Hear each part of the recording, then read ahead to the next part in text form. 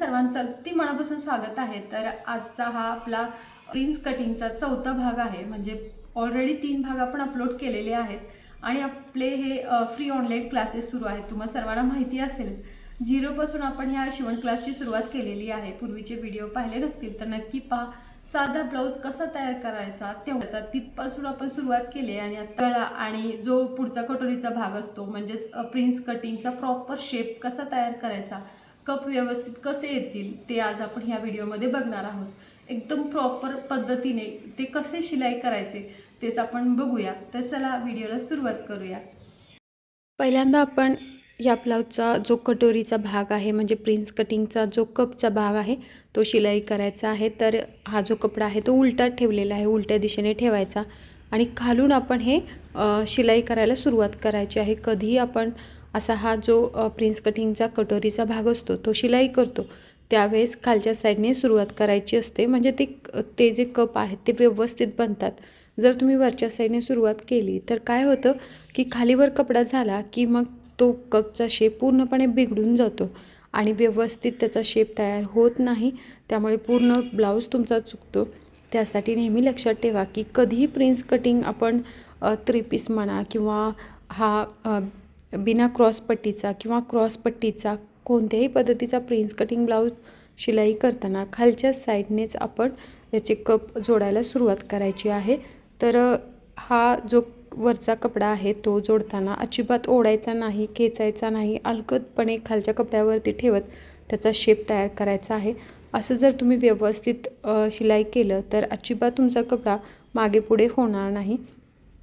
ज्यावेळेस आपण व्यवस्थित कटिंग करून घेतो त्यावेळेस तुम्हाला वाटत असेल की आता व्यवस्थित कटिंग झाली म्हटल्यानंतर आपला ब्लाऊज परफेक्ट बनेल, पण कटिंग करतो तेवढाच महत्त्वाचा हा शिलाई करण्याचा भागसुद्धा असतो। म्हणजे जेवढ्या आपण चांगल्या पद्धतीने कटिंग करतो तेवढ्याच चांगल्या पद्धतीने व्यवस्थित हा शिलाईसुद्धा करावा लागतो, तेव्हा कुठे ते दोन्ही भाग समान येतात। तर इथं तुम्ही पाहू शकताय हे दोन्ही टोक अगदी तंतोतंत जुळलेले आहेत आणि व्यवस्थित आलेले आहेत। तर हा जो आपला पुढचा कपचा भाग आहे तो व्यवस्थित मी शिलाई करून घेतलेला आहे, त्याचा आकारसुद्धा मस्त पडला आहे। आणि हा पुढचा भाग जोडताना आपला जो कपड्याचा पोर्शन होता तो थोडासुद्धा इकडे तिकडे गेलेला नाही, तो मी तुम्हाला एंडपासून ह्या एंडपासून ते मुंड्यापर्यंत पूर्णपणे दाखवला आहे। तर आता आपण ह्याच्यावरून अजून एक टीप मारून घ्यायची आणि तुम्ही ह्याच्या साईडने पिको करून घ्या, म्हणजे काय होईल की ह्याचे धागे निघणार नाहीत।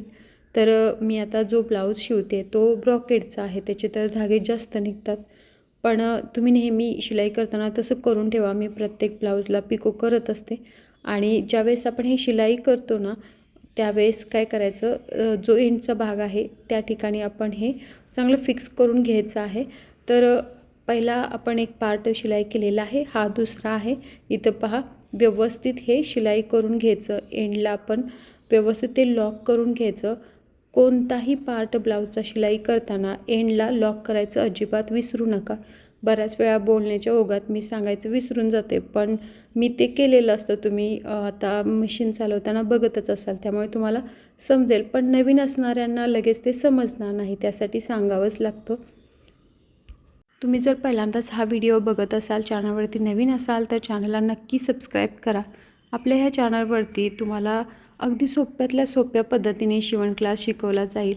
तर पहिले मी साडीचे भरपूर क्लासेस घेतलेले आहेत, तर क्लासेसचे व्हिडिओसुद्धा आपल्या चॅनलवरती आहेत। वेगवेगळ्या पद्धतीच्या साड्या कशा शिलाई करायच्या, आत्ता आपण जस्ट फ्री ऑनलाईन क्लासेस सुरू केलेत। तर इथं पाहू शकताय तुम्ही की ह्या आपण ब्लाऊजचा कप व्यवस्थित आपण जोडलेला आहे आणि त्याचे टोकसुद्धा व्यवस्थित आलेले आहेत, हे सुद्धा मागे पुढे झालेलं नाही। ज्यावेळेस आपण शिलाई मस्त अलगदपणे हळूवारपणे करतो, न ओढता कापड न खेचता, त्यावेळेसच ते कप व्यवस्थित बसतात। तर आता आपण गळा तयार करून घ्यायचा आहे। तर गळ्यासाठी आपण अशी ही तिरकी पट्टी काढलेली तुम्ही पहिल्या व्हिडिओमध्ये पाहिलं असेल, आणि कधीही गळा शिलाई करताना तिरकीच पट्टी काढायची, म्हणजे ती स्ट्रेचेबल असते। आपण कितीही फाकली ओढली तर ती अशी लांबते।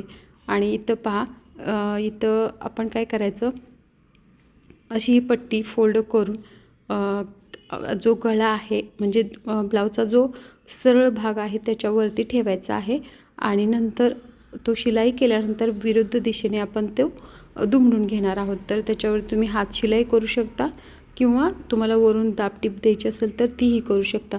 तर प्रत्येक ब्लाऊज शिकवताना मी वेगवेगळी पद्धत तुमच्याबरोबर शेअर करते. तर ह्याच्या अगोदर मी वेगळी पद्धत शेअर केलेली आहे आणि आत्ता वेगळी पद्धत करते. प्रत्येक ब्लाऊजच्या शिलाईमध्ये मी भरपूर तुम्हाला टिप्स अँड ट्रिक्स सांगत असते.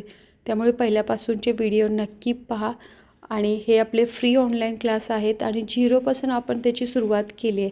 मिशन कशी चालवायची, मापे कशी घ्यायची, कशाला काय म्हणायचं किंवा शिवण क्लास करण्यासाठी आपल्याला कोणकोणते मटेरियलची गरज आहे. साध्या ब्लाऊजपासून आपण स्टार्टिंग केलेली आहे, कारण ज्यावेळेस तुम्ही नवीन असता त्यावेळेस लगेच तुम्हाला अवघड शिकवलं तर काही समजणार नाही.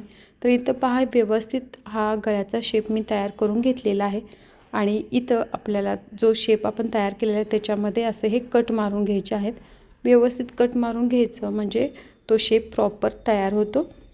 आणि जर आपण इथं कट मारले नाहीत तर तो शेप प्रॉपर बनत नाही. गळा शिलाई केल्यानंतर उभारतो. तर तसं नको व्हायला म्हणून असे हे कट मारून घ्यायचे आहेत. आणि आता जी पट्टी आपण शिलाई केलेली होती ती फोल्ड करून घ्यायची. आणि मी पहिलं तुम्हाला म्हटलं तसं तुम्ही इथं हात शिलाईसुद्धा करू शकता किंवा दाबटीपसुद्धा देऊ शकता. तर पायपिंग कशी करायची ते पण मी पूर्वीच्या व्हिडिओमध्ये दाखवलेलं आहे.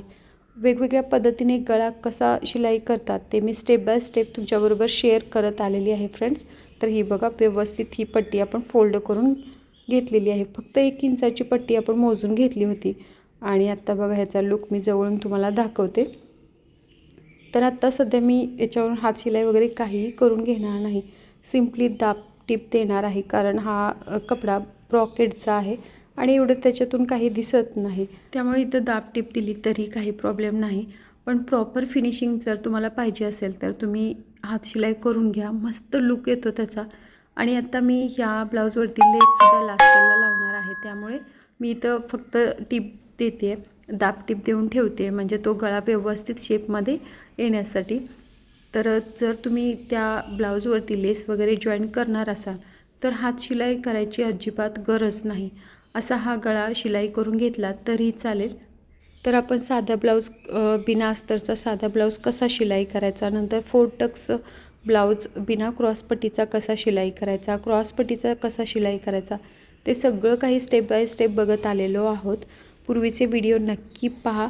आणि मी ज्या पद्धतीने समजून सांगते ती पद्धतसुद्धा तुम्हाला आवडेल. म्हणजे एवढी सोपी पद्धत आहे फ्रेंड्स. जसं आपण क्लासमध्ये जाऊन शिकतो त्याच पद्धतीने शिकवण्याचा प्रयत्न मी करत आहे.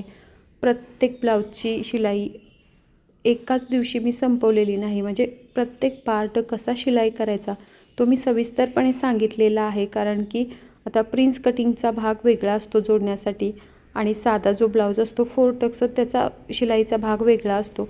तर प्रत्येक ब्लाऊजचा पॅटर्न वेगवेगळा असतो. त्यामुळे मी सगळं काही डिटेलमध्ये तुम्हाला शिकवत आहे फ्रेंड्स.